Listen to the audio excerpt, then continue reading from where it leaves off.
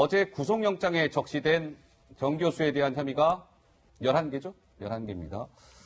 근데 그 중에 이제 여러 가지 좀 혐의가 있는데 11가지 혐의 중에는 그래도 비교적 좀 관심을 덜 받았던 게 있어요. 근데 검찰은 이것도 문제가 있다라고 해서 어제 이제 영장에 적시를 한 건데요. 자, 김민지 기자, 그게 어떤 내용입니까? 네, 보조금법 관리에 관한 법률 위반이 포함되어 있습니다. 이건 뭐냐면요. 이게 지난 뭐예요? 2013년도에 동양대에서 국비 지원 사업을 진행하게 됩니다. 영어 영재 교육 프로그램인데요. 책임자는 정경심 교수로 되어 있고 이 책임자 그 밑에 공동연구원은 소속 외국인 교수 2명이 각각 100만 원씩을 받아서 진행을 했고요. 특이한 점은 연구 보조원을 2명 두게 되는데 동양대 학생과 조국 전 장관의 딸인 조미 씨가 연구 보조원으로 등록이 돼서 이 공동연구원 교수보다 더 많은 160만 원씩을 받게 됩니다. 그러네요. 이 과정에 뭔가 위법 행위가 있었다 이렇게 검찰은 판단한 건데요.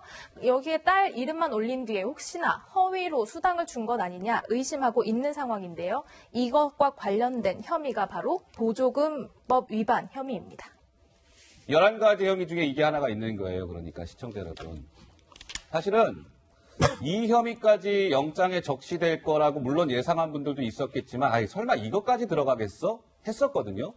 근데 검찰은 굉장히 중하다고 본 거예요. 영장에 저 혐의를 적시했습니다. 정확하게 얘기하면 보조금 관리에 관한 법률 위반이에요.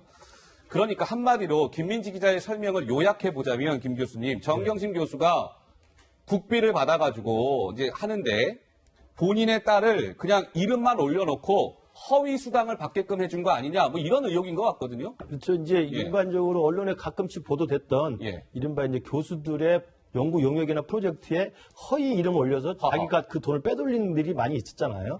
아마 그런 사건으로 이제 아마 계산을 하고 이 혐의에다 집어넣은 것 같은데, 물론 일각에서는 저게 그렇게 중한 죄냐라고 이야기를 할 수는 있습니다. 근데 여러 가지 11개 혐의 중에 하나로 돼 있기 때문에 저것도 이제 조사를 해보니까 일단 위법행위가 확인이 돼서 이제 영장에 올린 것 같고요. 문제는 저는 저 내용을 보면서 물론 이제 법을 위반해서 허위로 올려서 자기 딸에게 매달 20만 원씩 용돈을 챙겨준 거라는 거 아니겠습니까? 보면서 놀라운 건 뭐냐면 재산이 굉장히 상당히 많으신 집안이잖아요. 일단 민정수석 당시에 공직자의 재산 신고 내용만 보더라도 58억이 돼 있습니다. 58억. 그리고 현찰이 10몇 억이 있어서 그 투자로 해서 사모펀드 가지고 논란이 된 거 아닙니까? 그렇게 있으신 분이 자기가 다니는 대학교에 자기가 진행하는 책임자로서의 연구 프로젝트에 딸 이름 올려서 20만 원까지 챙겨줘야 되느냐라고 하는 뭐라고 할까요? 단 1푼도 손해를 볼 수 없고 단 10원이라도 어떻게 생기는 거라면 어떻게 좀 찾아야 되겠다. 이런 식의 과도한 그 욕심이라고 할까? 그러면서 조금 씁쓸하다는 표현밖에 좀 나오지 않는 것 같습니다. 자, 그러면 먼저 두 분 중에 박 의원님 말씀 듣고요. 또 진행하겠습니다. 저는 이번에 검찰이 영장 청구한 11가지 혐의를 보면 내용상으로는 자녀 입시와 관련된 문제, 사모펀드 관련된 문제, 그리고 증거 은닉과 인멸과 관련된 문제, 이 3가지예요. 거기에 이제 세부 혐의를 11가지를 적시를 했는데 어떻게 보면 검찰이 영장을 발부받기 위해서 굉장히 애를 썼고 그리고 혐의 사실을 부풀렸다 그럴까요? 이런 측면이 좀 있는 것 같아요. 왜 그러냐면 이 지금 보조금법 위반 같은 경우에 왕왕 대학 같은 데서 이런 일이 있습니다. 이번에도 동양대가 이제 영어 교재 개발을 명목으로 국비 지원을 받아서 그 돈의 일부를 딸을 연구보조원으로 등록시켜놓고 사실상 횡령한 거 아니냐 이런 내용이거든요. 근데 그 액수가 160만 원 정도라면 통상의 교육부 감사에서도 이 정도 경미한 액수는 경고 처리하고 환수를 받습니다. 경고 처리하고 환수 받고 끝낸다? 이거 가지고 형사 고발하거나 형사 처벌하는 경우는 거의 없다고 제가 알고, 검찰이 좀 오버한 알고 있는데 특수부가 55일간 수사해서 저 영장에 적시한 혐의치고는 뭐랄까요? 좀 너무 특수부가 지금 노심초사하는 거 아니냐. 특수부답지 않게. 이게 16억도 아니고 160억도 아니고 160만 원 가지고 이게 교육부, 주무부처인 교육부의 감사에 걸려도 보통 경고하고 환급 처리하고 추후에 이런 공모사업에 응모할 때 불이익을 주는 정도의 행정처분으로 끝나는 것을 이걸 가지고 중대한 범죄 사실인 것처럼 이렇게 영장에까지 적시한 거는 좀 과도한 거 아니냐 이런 생각이 듭니다. 알겠습니다. 그런데 돌이켜보니까요. 지금 저희가 얘기 나누고 있는 이 내용과 관련해서 조국 전 장관 인사청문회 때도 이 문제가 거론이 된 바 있었더라고요. 그래서 저희가 그 자료를 좀 찾아봤습니다. 직접 한번 들어보실까요? 배우자가 영재센터 장으로 있으면서 딸 조 씨를 연구 보조원 자격으로 만들었습니다.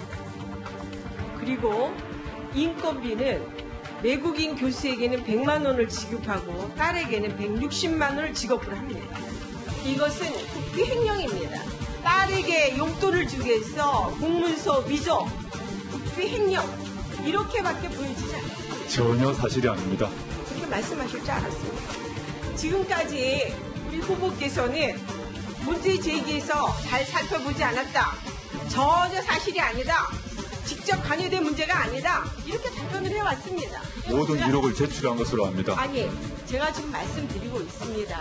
지금도 금방 지금 그러시잖아요. 전혀 사실이 아니다. 그러고 나서 조금 며칠이 지나면 밝혀지고 있어요. 그러니까 후보자가 계속해서 우리에게 국민들 앞에서 거짓말한다는 것밖에 되지 않습니다. 거짓말하지 않고 있습니다. 네, 당시 기억들 다시 나실 겁니다. 당시에도 그렇게 약간 논란이 된 바 있었는데요. 예, 장 소장님 한 말씀 하시고 싶으시다고요? 예. 거짓말 한 것으로 드러났네요. 이렇게 보니까 그 보조금 관리 위반 혐의는요. 예. 액수를 떠나서 아주 형량이 되게 셉니다. 어허. 10년 이하의 징역과 1억 이하의 벌금이에요. 그렇습니까? 이거는 왜 그러냐면 오. 이거는 국고 세금을 횡령했다. 이것은 중대범죄로 해야 된다라는 거예요. 아까 우리 박 의원님께서는 그냥 뭐 환수하고 만다 그렇게 하셨는데 이것은 결국에는 세금을 횡령한 거다라는 것 때문에 아주 형량이 센 부분입니다. 그러니까 액수를 떠나서 이것은 아주 죄질이 나쁘다 이렇게 판단을 한 것이고요. 예. 저는 검찰에서 이것까지 건 것은 두 가지 의미가 있다고 두 봐요. 가지 의미가 있다? 하나는 말씀드렸듯이 국고횡령은 아주 중대한 범죄로 인식해야 된다라는 것 하나와 또 하나는 국민정서법상 이 사람들은 정말 파렴치하다라는 그러한 좀 인식을 주려고 하는 것이 아니었나라는 생각이 듭니다. 예. 그러니까 단순히 160만 원 얼마 안 되는 돈 이것까지 뭐 검찰이 탈탈 털어서 이거를 뭐 구속사유로 적시를 했어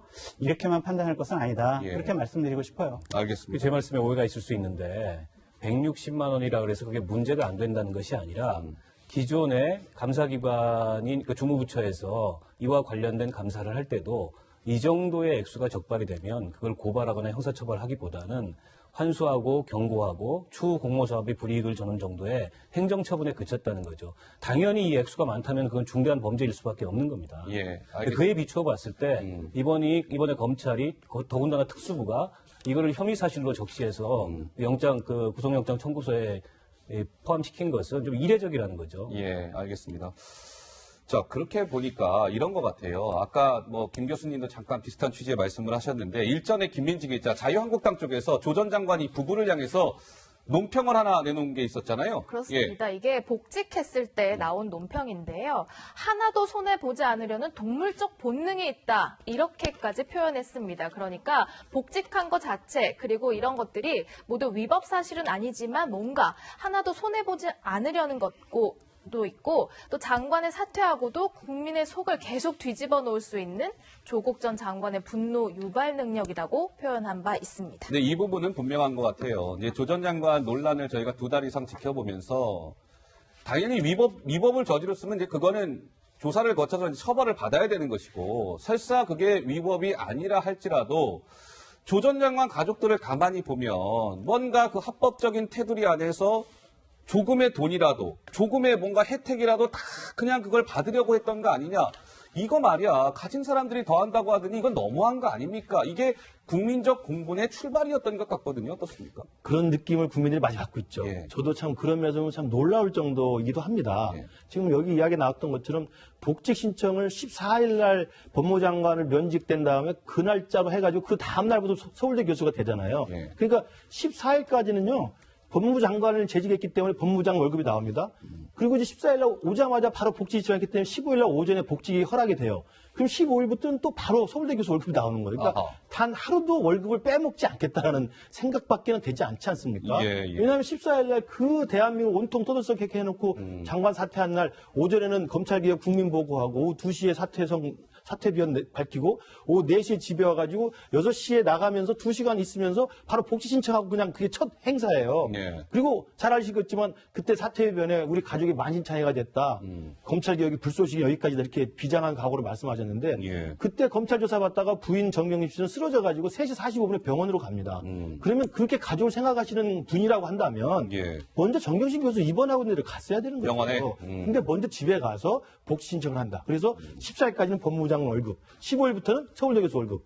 이렇게 생각을 해보면 정말 가진 분들이 너무한다. 예. 이런 국민적 차원에서의 좀 분노라고 할까요? 좀 씁쓸함. 아까 제가 씁쓸하다고 표현했습니다만 그런 생각이 안 들 수가 없습니다. 알겠습니다. 자, 저희가 준비한 다음 주제로 넘어가야 할 시간이 됐습니다. 이번 주제 역시 화면으로 준비되어 있습니다. 만나보시죠.